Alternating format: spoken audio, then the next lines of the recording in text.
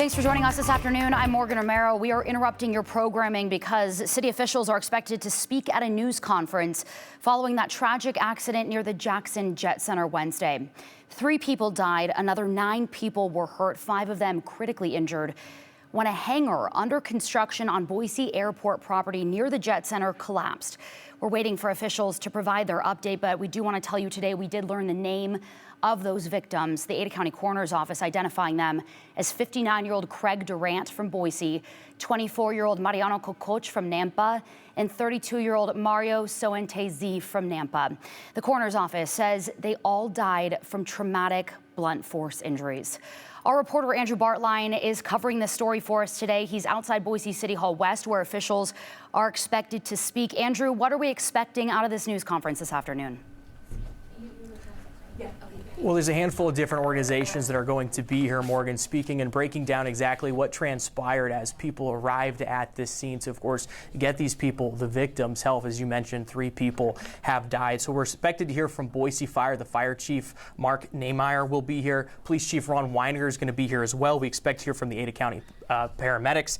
And also we expect to hear from the Boise Airport director. So these 4 organizations in tandem with each other helping break down exactly what happened with it. There's still a lot of questions about the victims of this, Morgan, who these people were, trying to gather that information as well. It's unclear if the city is willing to speak to that, what they know and what they will or wouldn't be interested sharing with us in that regard. But alongside with that, it seems that the rescue is a piece that, or the response, I should say, is a significant piece that they will speak to and are prepared to speak to with this, Morgan. So understanding how this broke down, what the timeline was, who responded at what point, to do what exactly, because this was a massive building, 39,000 square feet, a handful of people significantly injured from this as well, Morgan, trying to understand days later what exactly broke down, how that response was conducted. We expect at the very least to get those answers here shortly. There's a couple people from the media rolling in as this is starting to develop, but again, still waiting on those officials from these 4 organizations to come and break it down for us, Morgan. Boise Fire, when they first spoke on this 2 days ago, calling it catastrophic, saying it was really chaotic and hectic. When they arrived to the scene, they said 30 people or so were working at the site. Of course, 12 people were impacted by this. Andrew, we look forward to your report here in a few minutes after that news conference. In a statement from Inland Crane, that was the company there who operated the cranes that were on site at that construction site of the hangar. They sent us a statement yesterday saying the collapse happened due to an unknown structural failure. They say on Monday they had 4 cranes there for construction, but as of Wednesday afternoon, so before that building collapsed, just 1 crane was remaining. That was being used to place an end truss. The crane company says when the hangar collapsed, the crane boom snapped on impact. Of course, this investigation is underway into what exactly caused that hangar that was under construction to collapse. But you can see the vice president of Inland Crane essentially saying reports so far at this time, observations from people that were there on the scene indicate that the crane did not cause this building to collapse, again, calling it an unknown structural failure. The Occupational Safety and Health Administration is leading the investigation into what happened. They took it over from Boise Police. Big D Builders, we know, is the steel construction company that was building that hangar. City permits do show that Jackson Jet Center was building the hangar. Again, it was on Boise Airport property next to the Jackson Jet Center. 7 Investigates learned yesterday, or 2 days ago, I should say, that that company has 7 OSHA violations on other projects in the valley going back to 2014. Important to note, no record of any violations or citations related to this specific site. Those violations were because of fall hazards, which Big D paid the fines and fixed the issues. That's what OSHA told our Abby Davis yesterday. OSHA's Boise area director, David Kern, says he believes this incident is likely very different than the violations and citations that Big D faced in the past. Take a listen.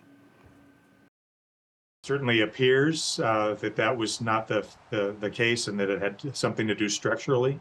You know, we just basically need to look at every investigation and every case, you know, kind of with a blank slate and you know, really just collect the facts and evidence and base it upon that. Kern says they have 6 months to issue any citations because of statute of limitations. Again, this is all that he told our Abby Davis yesterday. Because of the complexity of the situation, the large-scale collapse, all that steel, all of the individuals that were there and were impacted, he thinks the investigation will likely take that long. They're going to be out there at the site of the hangar. He says they're going to be conducting interviews, going over any evidence, speaking to anybody who may have any information. And again, they expect that to potentially take the entire 6 months that they have to make that decision on whether they're going to issue any violations or citations against Big D Builders, that steel construction company that was building that hangar for Jackson Jet Center. We reached out to Big D Builders multiple times over the past 48 hours, but we have not heard back. I also want to mention, based on Idaho Secretary of State filings and business filings, I did look up Big D Builders. The Durant family is the directors of Big D Builders. It appears they own the company, and Craig Durant, one of the victims, is listed as a director on those Secretary of State filings. And so, we again have reached out to his family members and have not heard back at this hour. So just to recap, we are expecting a news conference. We're going to put up a graphic on your screen of the organizations that we are expecting to hear from. That's Boise Fire, Boise Police, which was leading the investigation into what happened prior to turning it over to OSHA. We are expecting to hear from Boise Airport, as well as Ada County paramedics. These individuals, as Andrew just talked about, are going to speak to their response to their search and rescue efforts. They arrived on the scene, and we want to commend them for getting there so quickly to such a catastrophic event. And there were dozens of police officers, dozens of first responders from all over Ada and Canyon County. Even Garden City Police was there. We know that paramedics from Canyon County were there. Airport individuals were there. Gowan Field folks people were there. So we know that this was all hands on deck, and that as far as they're saying so far, first responders feeling like they did everything in their power to try to help as many people as possible that were on the ground there.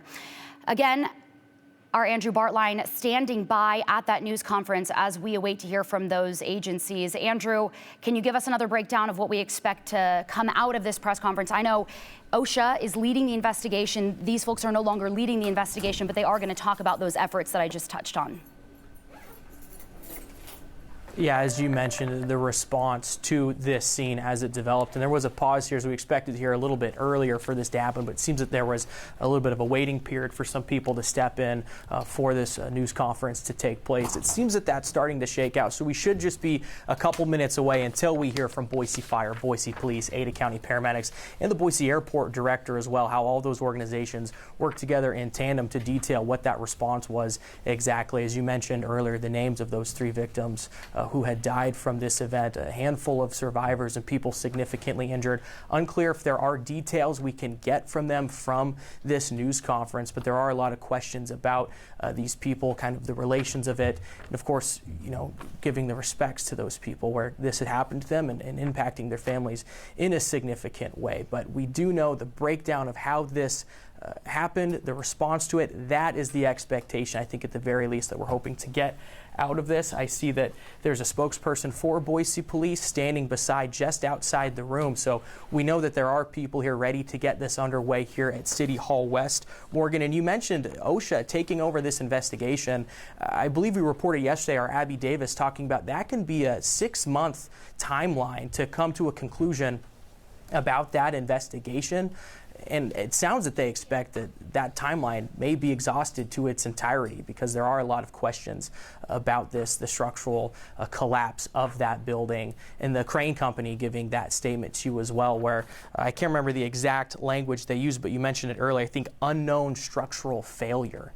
And of course, that created this scene that needed this large and coordinated response. Those organizations hopefully will break down that response for us here shortly, Morgan.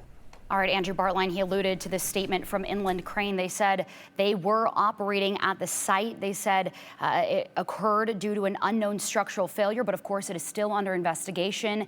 They said on Monday they had 4 cranes, or excuse me, at the time of the incident that morning, they had 4 cranes there for construction, but as of Wednesday afternoon, just 1 crane was remaining at the site. So they had 4 cranes there earlier. At the time of that collapse, they had 1 crane remaining at the site. That was being used, they said, to place an end truss. The crane company said when the hangar collapsed, the crane boom snapped on impact.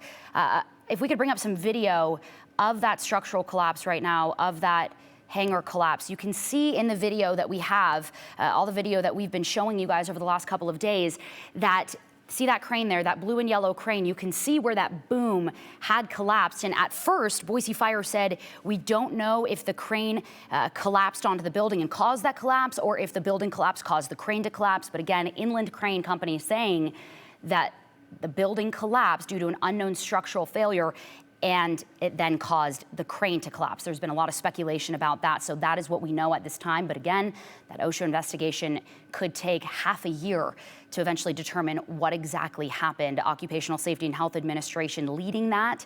We did learn yesterday, I'll reiterate, Big D Builders, the steel construction company that was building the Jackson Jet Center hangar, has 7 OSHA violations on other projects, not this project, going back to 2014. And if I'm hearing my producer correctly, I do believe that this news conference is about to start. Is that the case? All right, we're going to send it out there now. Rebecca Hupp, who's the director for the Boise Airport, as well as Sean Rain, the chief of Ada County Paramedics. And joining us possibly later will be Ron Weininger, the chief of the Boise Police Department. Before we begin, we would like to take a moment and send our deep condolences to the families of Craig Durant, Mario Santezi, and Mariano Kakach, who were announced today by the Ada County coroners as the 3 individuals who tragically lost their lives during this event. We would also like to recognize and send our thoughts and our condolences, our prayers to the families of the victims who are still hospitalized as a result of this incident. And we would like to recognize the construction community as well. It's a tight-knit construction community here in the Treasure Valley, and certainly they have been affected by this tragedy. I want to explain a little bit about the fire department response to this hangar event, this hangar collapse that was under construction. This was somewhat unique in that we had an immediate response to this incident. Typically, when an incident happens, it comes through the 911 dispatch center with Ada County, and then our crews get notified. On this particular day and on this incident, our airport rescue firefighters who are stationed at the Boise Airport, if you see our station, it is just to the east of the terminal, were out training that day. So when this hangar collapse occurred, we had crews on scene immediately, and that was a benefit to us because it got immediate response, and we were able to start a plan to meet our priority mission, and that was to assess and get to the victims of this incident and to get them out of the incident zone, out of the collapse zone, and to treatment and ultimately transport to the hospital. We were able to establish that plan immediately. So as our incoming crews arrived, including our technical rescue team, we were able to quickly get access to the victims, get them removed from the danger area and into treatment centers and areas to be ultimately transported. We've been asked quite a bit about how our responders are doing. I want to address that briefly. I mentioned already our mission is to save lives, and unfortunately there are times due to circumstances beyond our control that we cannot meet that mission. This affects our first responders deeply. Yesterday we spent time with all of our responders that responded to this incident. We debriefed the incident, but more importantly we had our fire department peer support team at these meetings with the crews that were involved, helping them to navigate through this. So our peers are taking care of peers. It's something we're very proud of. For today, we won't be able to comment on the cause of this accident. We won't be able to comment on the status of any individuals or victims that are still hospitalized. As you know already, OSHA is leading this investigation. So from the fire department perspective, we are working with OSHA. We will not be able to comment on cause or any speculation as to why this occurred. That will be thoroughly investigated by OSHA. And with that, I would like to introduce Rebecca Hupp, the airport director, to speak on behalf of the airport. Thank you, Chief Niemeyer. And thank you all for being here today. As the chief said, it did happen on airport property, and as our employees do every single day, they were out doing inspections, ensuring safe operations, and training in collaboration with the aircraft rescue and firefighting team. And so we were able to have people on scene within seconds, which facilitated the joint response, and we're very, very grateful for the response of the fire department, police, Ada County paramedics, and all those who responded on that day. With that, I don't really have anything additional to add. I just wanted to share our appreciation and introduce Chief Rain. Hello, my name is Chief Sean Rain. I'm the Chief of Ada County Paramedics. First of all, I'd like to echo what Chief Niemeyer said, and express our deepest condolences and prayers for the families of the deceased and those who were injured. From an EMS standpoint, this incident, certainly pushed us to our limits. Within 12 minutes of being notified of the collapse, we had 6 ambulances on scene, along with 4 supervisory personnel. We also received some support from our EMS peers in the community.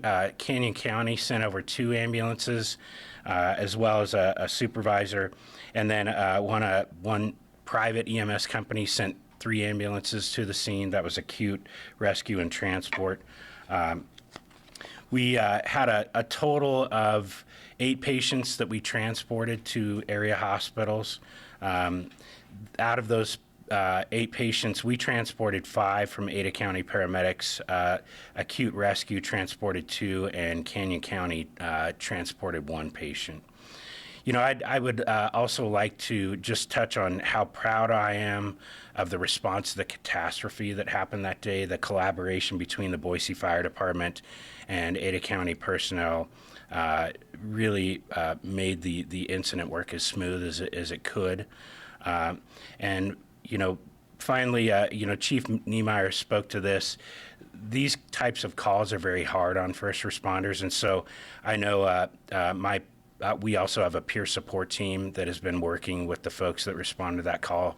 And I know some of my responders even participated with the Boise Fire peer support team as we were moving forward. So again, my condolences to those who were affected, and I would like to turn it over back to Chief Niemeyer. Thank you, Sean. Before I take any questions, I will say this. This is an incident that fortunately does not happen very often, but it is an incident, quite honestly, that we collectively train on every day. Our crews are always training for the unpredictable, and Wednesday was unpredictable. But I will echo what Chief Rain said. We have, through our debriefs, have looked at our response, looked at how we operated, and we are very proud of how our firefighters, our paramedics, our police officers operated. I think also in Ada County, you can have comfort to know we work very well together. This was not 3 individual agencies responding. This was a team of agencies responding, and I think that really helped with the ultimate outcome of this that could have been, quite honestly, more tragic. And with that, I would certainly stand to open it up to any questions.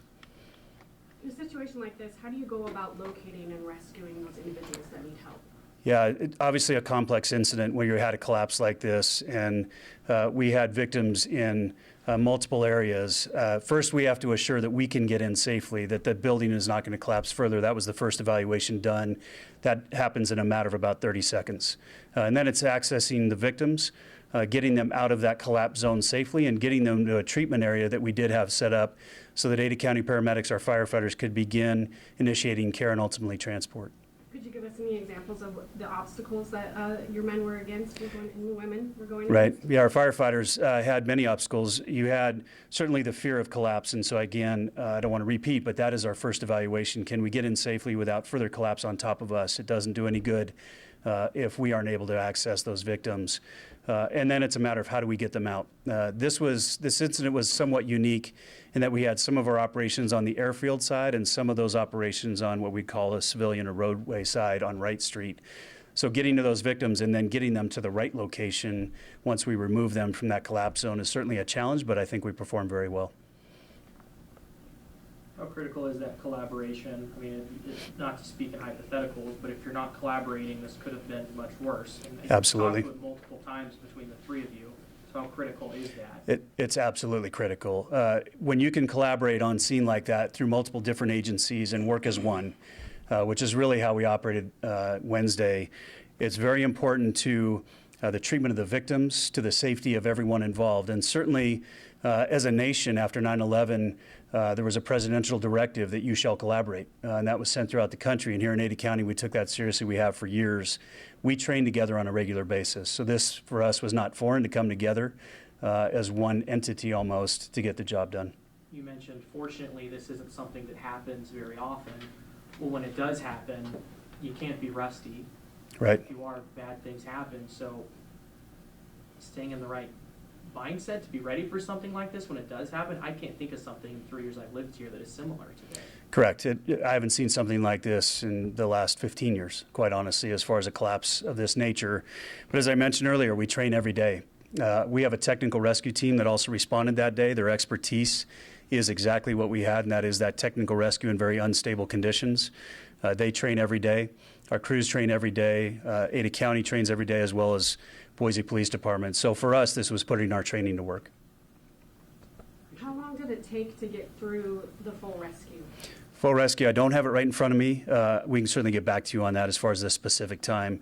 I will say, just watching it happen and watching the crews work, it was very efficient and very effective. There were a lot of lifters in that area, and you mentioned technical rescues. Can you go into any detail about where some of these victims were? I won't go into any detail on that. That is part of the OSHA investigation, so we certainly won't comment or make speculation. We'll let OSHA do their job on that. Would you be able to tell us what injuries might be typical of a situation like this? I think just being very general, in a situation like this, you tend to see a lot of what we call blunt force trauma, meaning something hitting the body, and that's what we classify as blunt force trauma. We see the same thing in car accidents as well.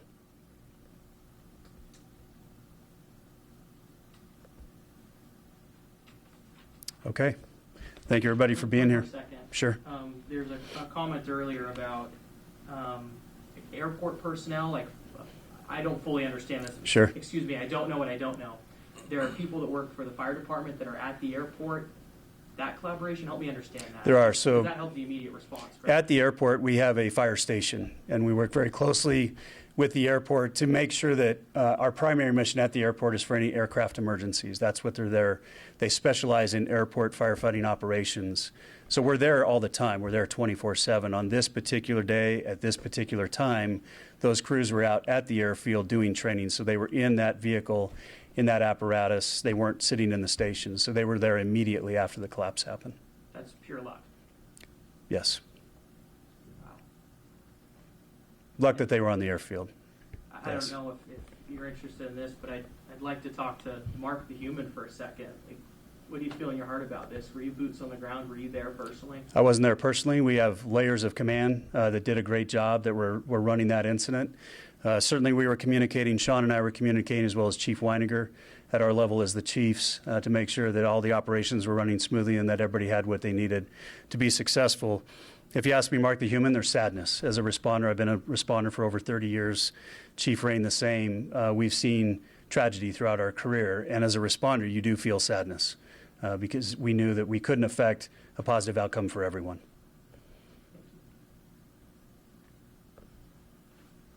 Okay. Thank you, everyone.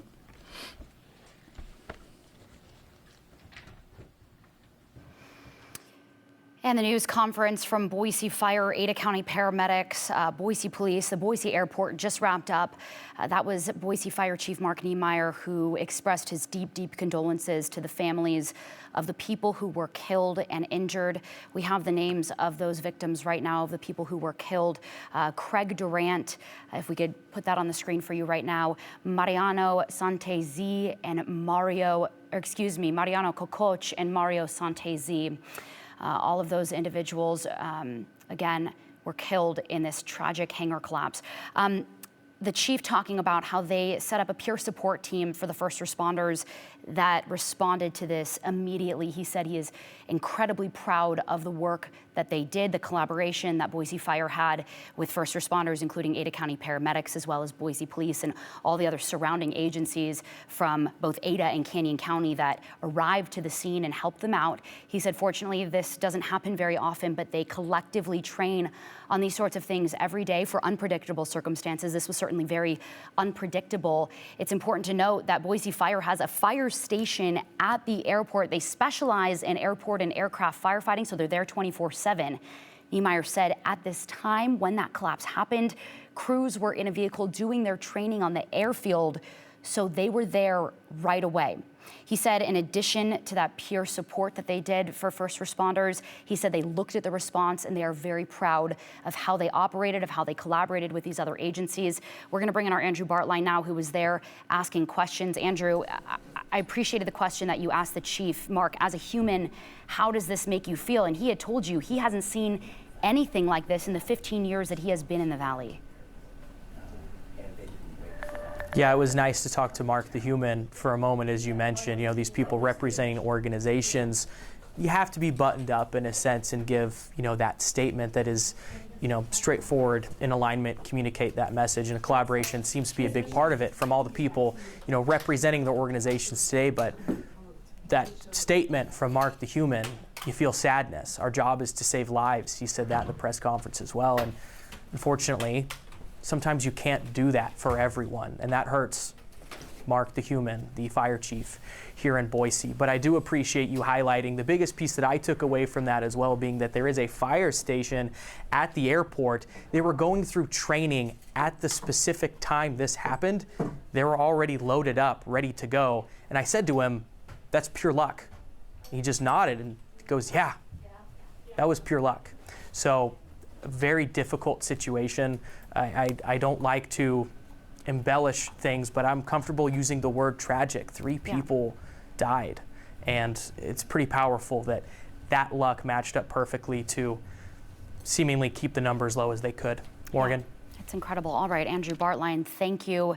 And of course, those 3 individuals killed in that collapse, as well as 9 others injured. At this time, we know 5 of them were critically injured. We know that Ada County first responders, and with the help of other surrounding agencies, transported 8 of those individuals to area hospitals. The fire chief talked about what happens when you get to a scene like this. He said, first and foremost, they get there, they evaluate, they make sure there's no further collapse. They try to get in there safely. He says it doesn't help first responders if you assess something, you don't assess something fully, and then there's further collapse, and then they get injured. So first and foremost, they evaluate, make sure there's no further danger. Then they get to the victims, and their mission is to get the victims out. It was asked by a reporter what obstacles are there. He said, of course, fear of collapse and just the gravity of this situation. Again, reiterating this word because it's so powerful. He called it catastrophic, or the division chief the other day calling it catastrophic, chaotic when they arrived. But Chief Niemeyer, as well as Ada County Paramedics Chief Sean Rain, saying they were incredibly efficient and effective. They are so proud of the men and women who responded to this massive collapse. Again, Chief Niemeyer saying there is sadness anytime they have a tragedy like this. So on a very human level, they of course want to have a positive outcome for everybody involved. Their mission is to save lives. And in this situation, unfortunately, they were not able to save everybody's life. Rebecca Hupp, the airport director, also came up and spoke briefly. She said employees were doing training with firefighters that day. Andrew just touched on that as well. So they had this incredible joint response to this event. They had people there immediately. She, of course, expressing her sincere gratitude to everybody who responded as well. Ada County Paramedics Chief Sean Rain also took to the podium, and he said this really pushed them to their limits. He said within 12 minutes of being notified of this collapse, they had 6 ambulances on scene, as well as supervisors. They got support from EMS peers all throughout Ada County and Canyon County, including a private ambulance company. Reiterating again, very proud of the response and collaboration by Ada County, Boise Fire, and the airport. These calls just so unique, but this is exactly what they train for. And on a very human level, and I think all of you watching at home, we just want to deeply, deeply thank all of those who responded to this. And we know this will leave a lot of lasting impact and trauma on them as well. And so those agencies are helping them through that. We also want to note those agencies that just spoke are not the ones that are leading the investigation into what happened.